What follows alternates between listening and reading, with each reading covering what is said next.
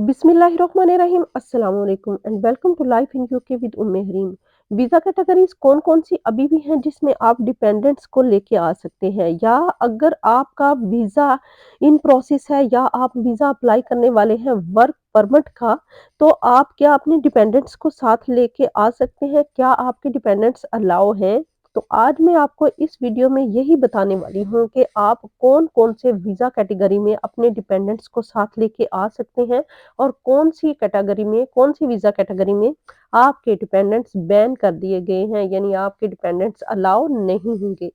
इसके साथ मैं अगले टॉपिक में एंड पे आपको वीडियो में बताऊँगी जो कि 38,000 और 29,000 सैलरी की बहुत ही मिसकंसेप्शन और कन्फ्यूजन क्रिएट कर दी गई है यूट्यूबर्स की वजह से, कि इसके बारे में सही से किसी को इल्म ही नहीं है, नहीं पता कि वो इसका किस तरह से रूल अप्लाई होगा आपके वीज़ा कैटेगरी में जब आप अपने स्पाउस को या अपने डिपेंडेंट्स को बुलाएँगे। तो वीडियो के एंड पे मैं आपको इसके बारे में भी सारी डिटेल से इंफॉर्मेशन दूँगी कि बेसिकली 38,000 आपको और किन लोगों को शो करनी है अपनी सैलरी, और 29,000 पाउंड्स किनको शो करनी है जब उन्होंने अपने डिपेंडेंट्स को बैक होम से बुलाना है या उन्हें अपने स्पाउस को बुलाना है। तो मेरे साथ रहिएगा इस वीडियो के। अगर आपने अभी तक मेरा चैनल सब्सक्राइब नहीं किया तो जल्दी से कर लीजिए ताकि हम वीडियो के टॉपिक को शुरू कर सकें टाइम वेस्ट किए बगैर।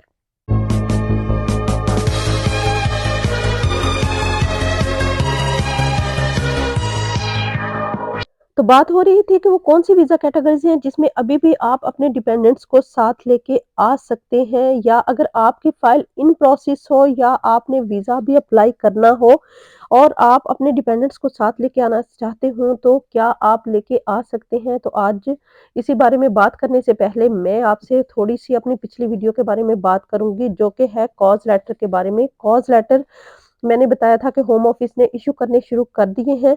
तो उसमें बहुत सारे क्वेश्चंस मुझसे पूछे गए कि मेरा कॉज़ लेटर जो है वो अभी तक इश्यू नहीं हुआ, जबकि मेरी फाइल ऑलरेडी सबमिट करवा चुका है मेरा एम्प्लॉयर, बस कॉज़ लेटर का वेट है और होम ऑफिस के रिप्लाई का वेट है। तो कि मैं अपने डिपेंडेंट्स को साथ लेके आ सकता हूँ? तो आज इसी बारे में ये मैं इस वीडियो में आपको बताने वाली हूँ कि कौन-कौन से आप वीज़ा में अपने डिपेंडेंट्स को साथ लेके आ सकते हैं।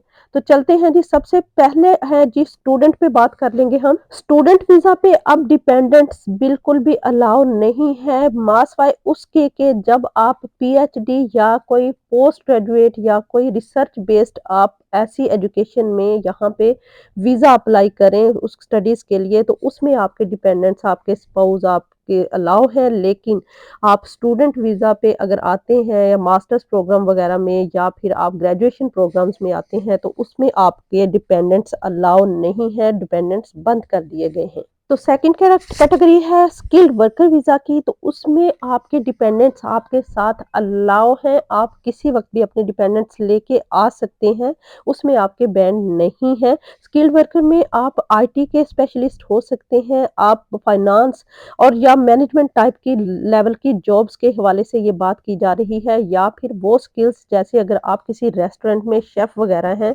कोई आपकी स्पेसिफिक स्किल्स हैं, तो उसमें आपके डिपेंडेंट्स अभी भी अलाउ हैं। उस वर्क परमिट पे आपके डिपेंडेंट्स नहीं अब बैन हुए, बल्कि आप किसी वक़्त भी अपने डिपेंडेंट्स को लेके आ सकते हैं।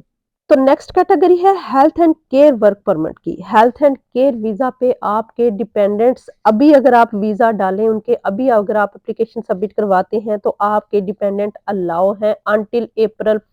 अ, आप अप्रैल से पहले अगर अपना वीज़ा अप्लाई करते हैं, तो अभी आपकी फ़ाइल जो है ओल्ड रूल्स में अप्लाई होगी, आप पे के ऊपर ओल्ड रूल अप्लाई होगा आपकी फ़ाइल के ऊपर, तो आप अपने डिपेंडेंट्स को लेके आ सकते हैं, अपने स्पाउस को, अपने बच्चों को। लेकिन अगर अप्रैल के बाद या अप्रैल में आप अप्लाई करेंगे, तो आपको डिपेंडेंट आपका अलाउ नहीं होगा, उस वक़्त डिपेंडेंट्स बंद कर दिए गए हैं हेल्थ एंड केयर वीज़ा पे। हेल्थ एंड केयर वीज़ा में आपके नर्सिज़, ये फार्मासिस्ट्स और जितने भी ये हेल्थ एंड केयर के हवाले से आपकी जॉब्स होती हैं, एनएचएस की या किसी भी किस्म की जॉब्स होती हैं, तो उसमें आपकी जो है डिपेंडेंट्स आप लेके आ सकते हैं, लेकिन अप्रैल से पहले-पहले, अप्रैल के बाद ये बंद कर दिए जाएँगे। या ये रूल बन गया है और इस रूल को अप्लाई वो अप्रैल में करेंगे, तो इसलिए अप्रैल से पहले-पहले आप लोग अपने डिपेंडेंट्स लेके आ सकते हैं। तो अब आ जाते हैं टियर 5 वर्क वीज़ा की। इसमें कौन-कौन से वीज़ाज़ हैं? इसमें वर्क परमिट आप सीज़नल वर्क परमिट होते हैं, चैरिटी वर्कर्स होते हैं, रिलीजियस वीज़ाज़ होते हैं, रिलीजियस वर्क वीज़ा होते हैं।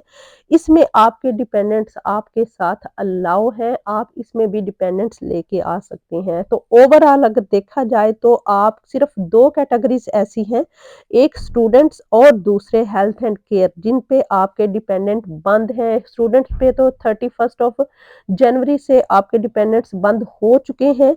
आप बिल्कुल भी नहीं लेके आ सकते। अगर आज भी आप अपनी फाइल सबमिट करवाते हैं तो आपके डिपेंडेंट्स अलाउ नहीं है अनलेस के आप किसी रिसर्च बेस्ड प्रोग्राम में यहाँ पे स्टडीज के लिए आए। और हेल्थ एंड केयर वीजा के डिपेंडेंट्स बंद होने जा रहे हैं अप्रैल में। इसके अलावा किसी भी वीजा कैटेगरी में आपके डिपेंडेंट्स बंद नहीं हैं, अलाउ है और आप अपने डिपेंडेंट्स को साथ लेके आ सकते हैं। एक क्वेश्चन मुझसे बार-बार मेरी हर वीडियो में पूछा जाता है कि क्या हम पे ये रूल अप्लाई होगा? मैंने वीज़ा 1 जनवरी में अप्लाई किया है या मैंने नवंबर में किया है या मैंने दिसंबर में किया है, तो क्या मेरे डिपेंडेंट्स का जो है वो अलाउ होंगे? मेरा डिपेंडेंट्स का वीज़ा लगेगा क्योंकि हमने ऑलरेडी वीज़ा सबमिट करवा दिया हुआ है। आई मीन हमने ऑलरेडी फाइल सबमिट करवा दी हुई है। तो क्या हमारा वीज़ा लगेगा या मेरे डिपेंडेंट्स की वजह से वीज़ा रिजेक्ट हो जाएगा क्योंकि रूल तो चेंज हो गया है। इस तरह के और बहुत सारे क्वेश्चन। तो इस बारे में मैं आपको बताती चलूँ कि अगर आपने वीज़ा रूल अप्लाई होने से पहले अप्लाई किया है, फाइल सबमिट करवाई है, तो आप पे ओल्ड रूल आपकी फाइल पे ओल्ड रूल अप्लाई होगा जो पहले चला रहा था, उस टाइम का रूल जब आपने फाइल सबमिट करवाई थी। उसके बाद आपकी फाइल सबमिट करवाने के बाद अगर रूल अप्लाई होता है या चेंज होता है तो उसका आपकी फाइल पे, आपकी वीज़ा फाइल पे, वीज़ा कैटेगरी फाइल पे कोई इफ़ेक्ट नहीं पड़ेगा।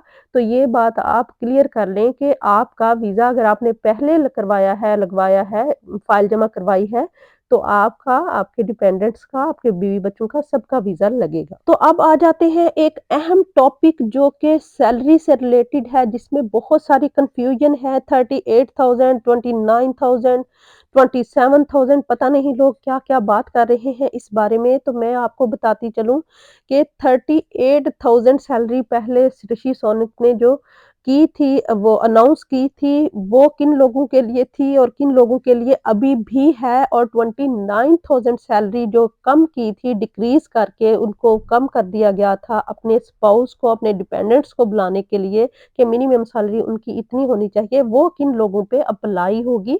तो ये इस वीडियो का सबसे अहम टॉपिक है, इसको प्लीज़ गौर से सुनिएगा और अपनी कन्फ्यूजन दूर कर लें। तो यूके नेशनल लोगों के लिए ये सैलरी 29,000 पाउंड्स है, उनको शो करनी पड़ेगी अपने डिपेंडेंट्स को बैक होम से बुलाने के लिए।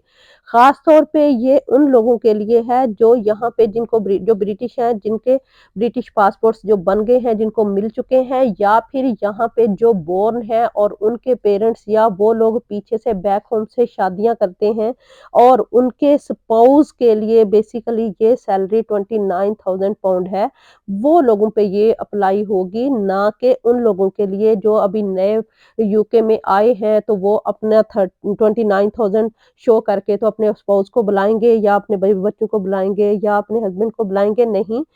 जो नए यूके में आए हैं और जो यहाँ के ब्रिटिश नेशनल नहीं हैं, उनके लिए सैलरी अभी भी 38,000 ही है, उनको 38,000 ही शो करनी पड़ेगी। उनके पास अगर 38,000 पाउंड की सैलरी की जॉब है, तो ही वो अपने पीछे से डिपेंडेंट्स को बुला सकते हैं। या दूसरे लफ्ज़ों में कहा जाए कि तो होम ऑफिस ने या यूके गवर्नमेंट ने ये रूल इतना क्रिटिकल और इतना सख्त कर दिया है पीछे से डिपेंडेंट्स बुलाने का कि अगर यहाँ पे कोई आता है, कोई ओवरसीज आता है और उसकी सैलरी अव्वल तो इतनी सैलरी की उसको जॉब नहीं मिलेगी क्योंकि वो खुद उस वक्त स्ट्रगलिंग मोड में होता है और उसको इतनी सैलरी नहीं मिलेगी। और अगर वो सैलरी मिलती भी है इतनी, तो फिर वो जाके अपने बीवी बच्चों को या अपने हस्बैंड को बुला सकता है या सकती है। तो कंक्लूजन के तौर पे अगर देखा जाए तो ये सैलरी की इंक्रीमेंट जो है बेसिकली उनके डिपेंडेंट्स को रोकने की एक साजिश समझ लें या फिर उसको कानून की सख्ती समझ लें तो ताकि वो अपने डिपेंडेंट्स को साथ ना लेके आ सकें।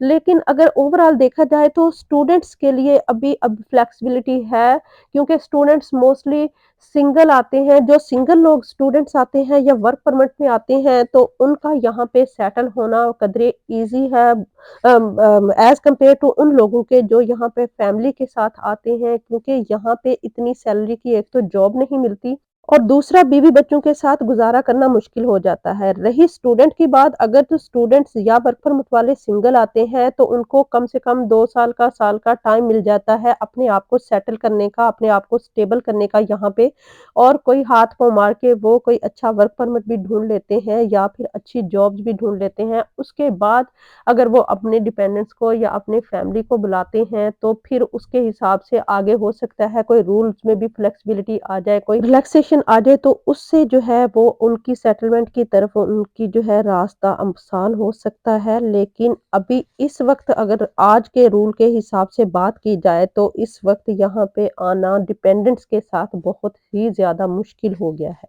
तो मुझे उम्मीद है कि मेरा आज का व्लॉग आपके लिए बहुत ही इन्फॉर्मेटिव रहा होगा। बहुत सारी इसमें इन्फॉर्मेशन और बहुत सारी कन्फ्यूजन्स मैंने दूर की हैं सैलरी के हवाले से और डिपेंडेंट और वर्क वीज़ा के हवाले से और डिपेंडेंट्स के अलाउ के हवाले से।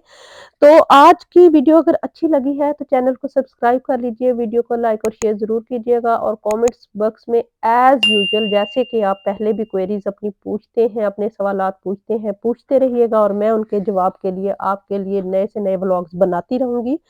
अपनी दुआओं में मुझे याद रखिएगा, अपना बहुत सारा ख़्याल रखिएगा, तब तक के लिए फ़ी अमानिल्लाह।